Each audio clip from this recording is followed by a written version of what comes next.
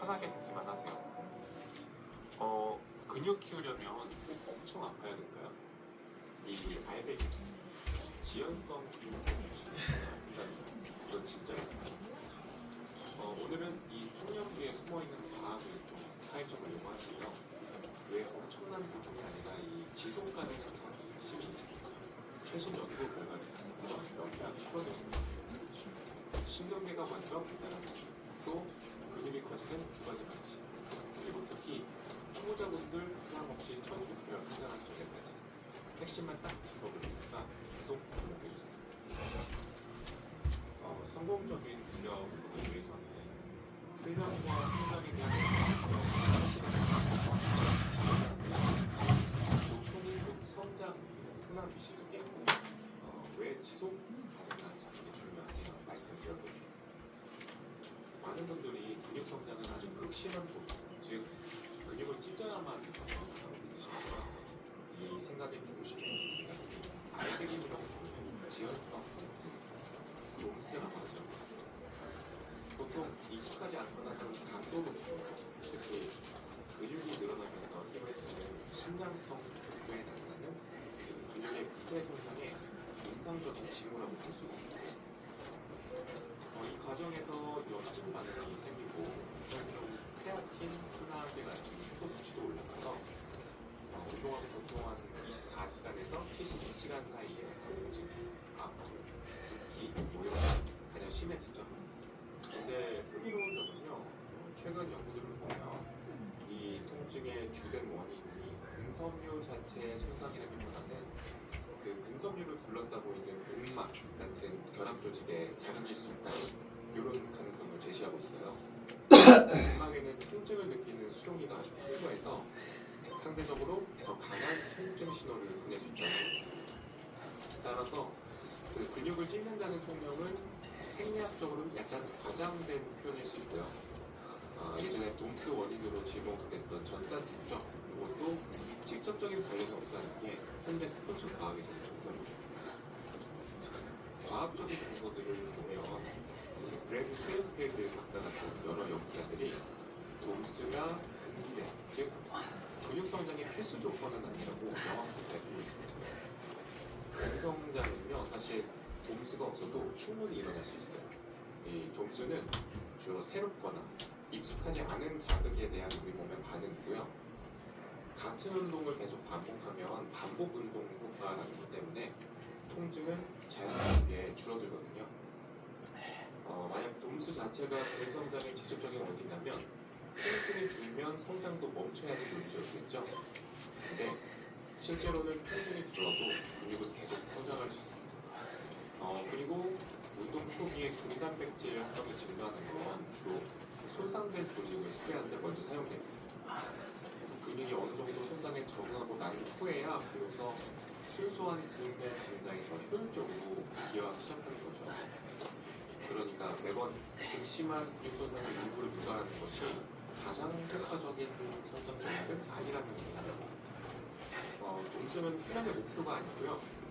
새로운 자극에 대한 신체의 결과, 혹은 부작용 정도로 이해하는 게 더 정확합니다. 물론 가벼운 돔스는 훈련이 효과적이었다, 이런 신호일 수도 있는데 일부러 고통을 추구할 필요는 전혀 없는 거죠. 그렇다면 우리는 어떤 훈련 철학을 가져야 될까요? 리 헤인이나 마이크 이즈라텔 박사 같은 전문가들이 강조하는 파괴하지 말고 자극하라, 이런 원칙이 중요한 원칙이 될 수 있습니다. 이 원칙의 핵심은 근육의 성장을 유도할 만큼의 충분한 자극을 주되 우리 몸이 회복할 수 있는 능력을 넘어서는 과도한 스트레스를 피하는 겁니다. 근성장을 이끄는 가장 중요한 동작은 사실 기계적 자극이고 근손상은 여러 요인 중 하나일 뿐이죠. 목표는 근육을 완전히 지치게 하는 것이 아니라 성장을 위한 최소 유효 자극을 꾸준히 제공하고 다음 훈련 세션 전까지 완전히 회복합니다. 이게 바로 꾸준함을 가능하게 하고 장기적인 관점에서 봤을 때 가장 중요한 성공 변수가 됩니다. 이렇게 자극에 집중하는 것이 부상과 번아웃을 막아주는 실질적이고 과학적인 전략이 되는 이유가 있는데요. 심리학적으로 보면요, 과도한 훈련 저하는 당연히 부적표를 유발하죠. 극심한 동수는 일시적으로 근력이나 운동 수행 능력 자체를 떨어뜨리는데 이 상태에서 무리하게 운동을 계속하면 자세가 불안정해지면서 부상 위험이 높아질 수밖에 없어요. 그러니까 심리적인 측면도 무시할 수가 없는데요.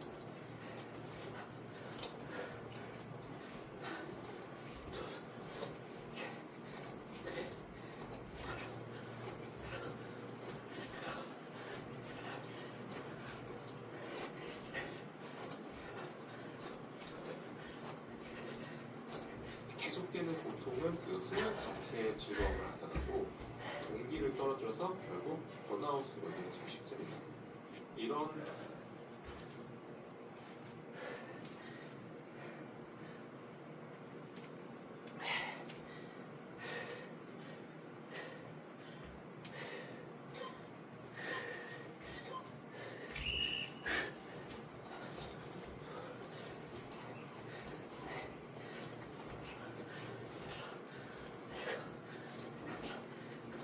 안정적인 과훈련 상태는 신체적인 피로뿐만 아니라 불편, 식욕,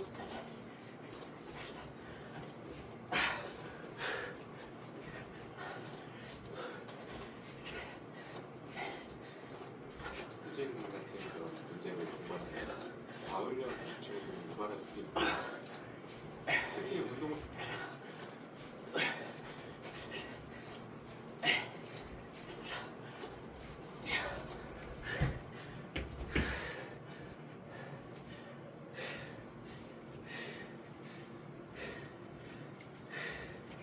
처음 시작하는 분들에게 가장 중요한 건 그 지속성이거든요. 자극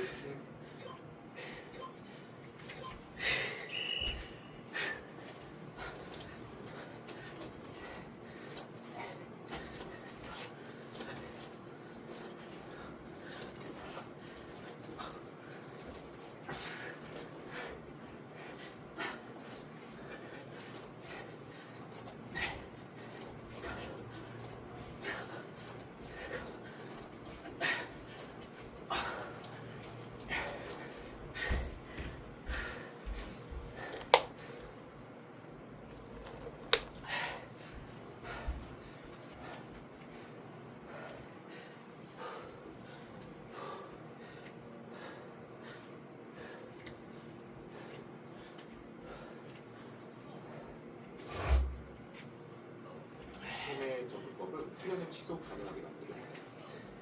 충분한 회복을 통해서 더 자주 훈련할 수도 있죠.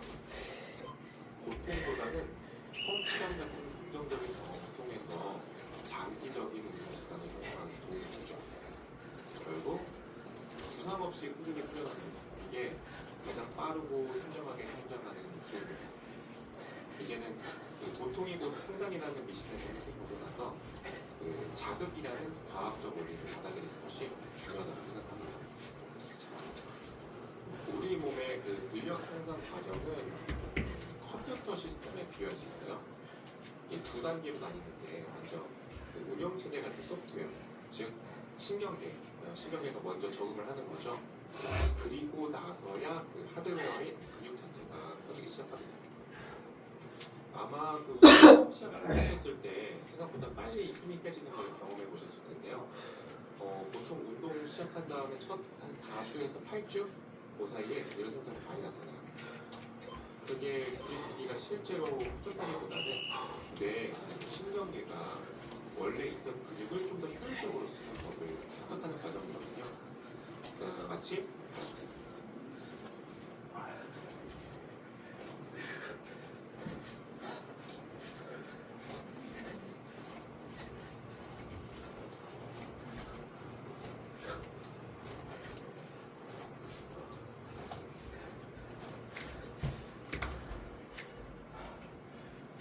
차라도 운전 실력이 늘면 성능을 더 잘 끌어낼 수 있는 것처럼요. 이 신경계 적응 단계에서는 여러 가지 보이즈라는 변화들이 일어나는데 예를 들면 뇌가 특정 움직임을 할 때 더 많은 근육 속 운동 단위들을 동시에 깨워서 쓰는 능력이 좋아집니다. 특히 더 큰 힘을 내는 고역치의 운동 단위들을 더 잘 동원하게 되는 거죠. 그러니까 더 많은 일꾼을 동시에 투입하는 거죠. 실제로 한 4주 정도만 훈련해도 이런 동원 능력이 좋아진다는 경우도 있고요. 또 그 운동신경이 근섬유로 보내는 신호의 분족, 이걸 발화율이라고 합니다.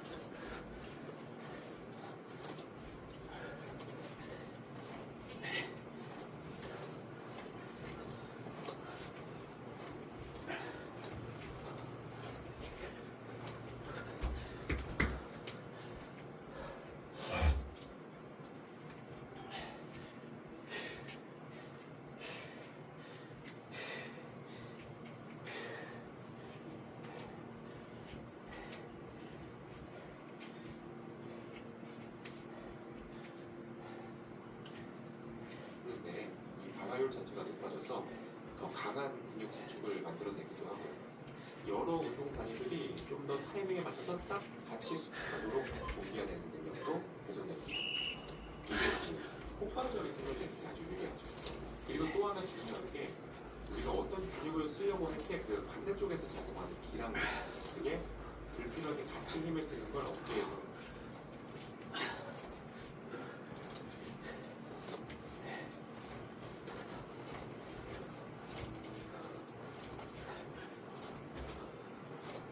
그래서 주동근 힘을 더 잘 쓸 수 있게 이렇게 풀어주는 효과.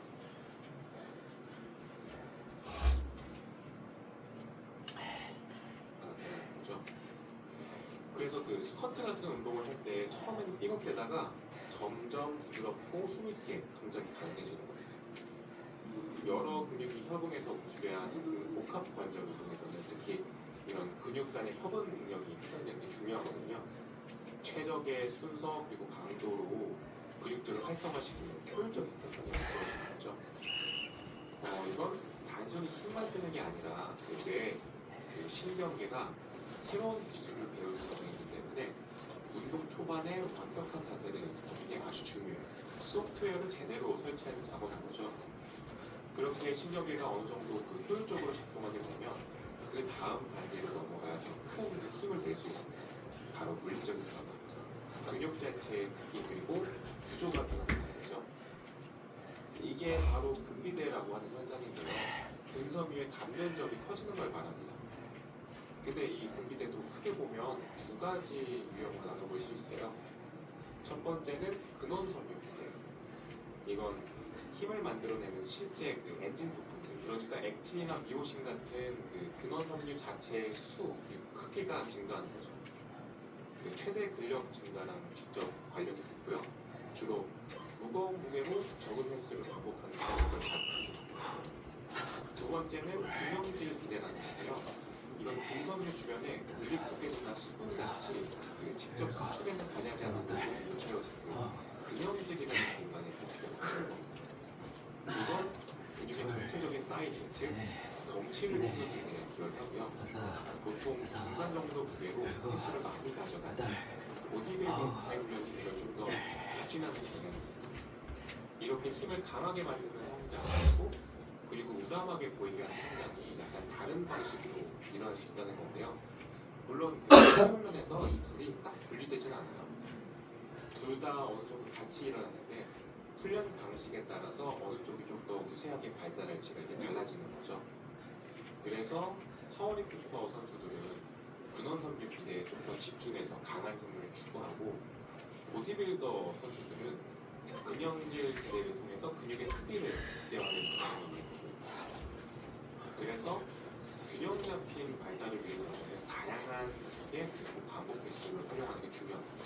그리고 이런 근육 성장, 즉 근비대는 우리 몸에서 등단백질 합성, MPS라고 하는 생화학적 과정을 통해서 일어나는데요. 쉽게 말하면 저항 운동으로 근육에 미세한 손상이 생기면 우리 몸이 그걸 복구하고 더 강하게 만들기 위해서 새로운 단백질 합성을 시켜 붙이는 거예요. 이게 그 근육을 더 크고 강하게 만드는 거죠. 그런데 이 근단백질 합성 속도가 운동의 가장 높은 상태로 유지되는 건 아니거든요. 한번 고강도 운동을 하고 나면 이 MPS 수치가 대략 한 24시간 후에 최고조에 달했다가 약 36시간에서 48시간 정도까지 상승된 상태를 유지합니다. 그리고 나서는 다시 원래 수준으로 돌아옵니다. 이걸 48시간의 성장창이라고도 볼 수 있는데요. 운동 후 한 약 이틀 정도가 근육이 자랄 수 있는 저도의 기회를 세는 거죠. 이게 훈련 빈도를 어떻게 가져가야 할지에 대해서 중요한 점을 시사합니다. 만약 특정 근육 부위를 일주일에 딱 한 번만 훈련한다면 대략 뭐 이틀 정도만 성장 자극을 받고 나머지 5일은 그냥 보내는 셈이 될 수 있죠. 반면에 48시간에서 72시간 간격, 그러니까 일주일에 2번이나 3번 정도 해당 근육을 다시 자극해주면 근단백질 합성 수치를 계속 높은 상태로 유지시켜서 그 주간 총 성장량을 극대화할 수 있습니다. 그래서 초보자분들한테 정식 운동처럼 자주 훈련하는 방식이 권장되는 이유 중 하나가 바로 이겁니다. 우리 몸이 강해지는 과정이 두 단계로 진행된다고 말씀드렸죠. 신경계라는 소프트웨어가 먼저 업데이트되고 그 다음에 근육이라는 하드웨어가 따라오는 식이고요.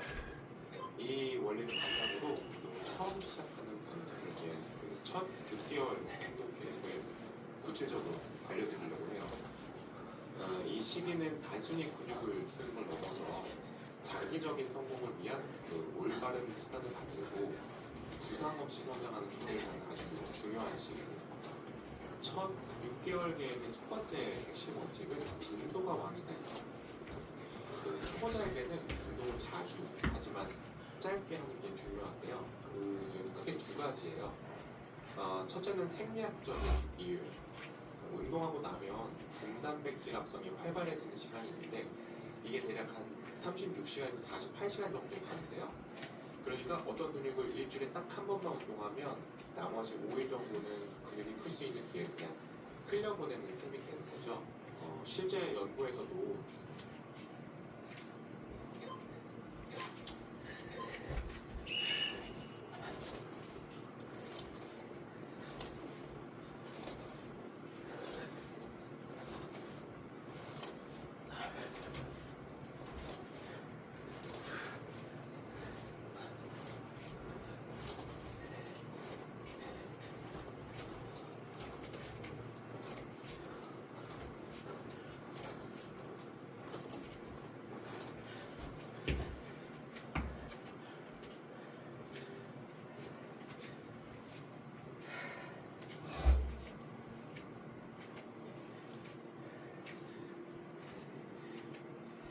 총 운동을 같다고 했을 때 주 1회 하는 것보다 주 2회 나눠서 하는 게 근육 크기 증가에 더 효과적이라고 나왔어요.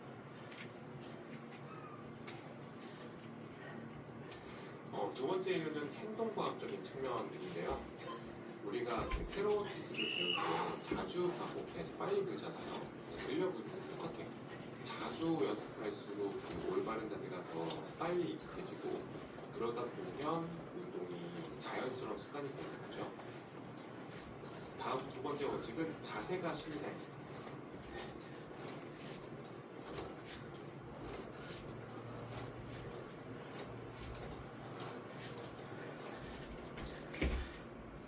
혹시 에고리프팅이라고 들어보셨어요?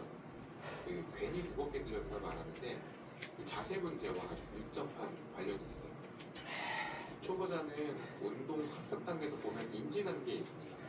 그러니까 운전 처음 배울 때 그 핸들 돌리는 거, 엑셀 밟는 거, 뭐 이런 것들을 하나하나 다 의식해야 하는 것처럼 운동도 움직임이 아주 서툴고 부자연스럽죠.